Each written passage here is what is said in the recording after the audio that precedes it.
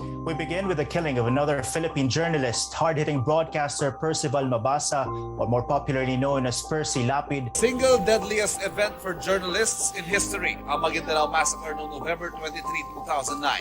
Maria Ressa, one of the most prominent Filipino journalists and one of her colleagues, found guilty of cyber libel. The task force plays a crucial role in safeguarding press freedom that is vital in a nation's vibrant democracy. It also helps ensure that the rights and welfare of the press are well protected and upheld. Democracy is described as a system of government for the people and by the people. The term democracy is derived from the Greek words demos and kratos, which translates to power of the people.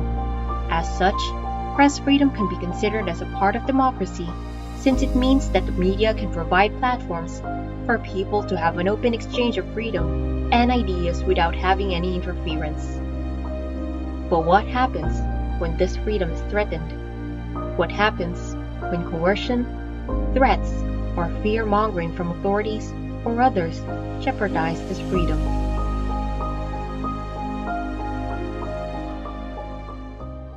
We consider the Philippine press and our journalists, particularly today. We can say that they are indeed in danger. This is because our administration has a habit of tampering with facts and spreading false information. They silence outlets that speak the truth.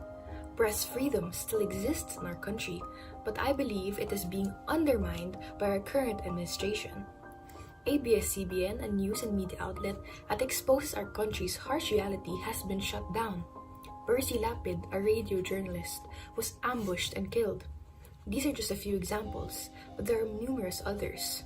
The people deserve the truth. Our future may seem frightening and dangerous, but that doesn't take away the fact that delivering the truth to everyone who has the right to know is immensely imperative for the betterment of our foreseeable future and society. Pursuing this job won't only make me a braver and a better individual, but it will keep our country's democracy and freedom. As communication majors, it is our duty to pioneer and conserve the sanctity of press freedom and uphold its principles. During this time of severe press censorship, we should always prioritize the significance of informing the public matters that could affect them. Plucking up the courage to put your life on the line for the betterment of the people is one of the most honorable acts one can do. Never underestimate the power of words.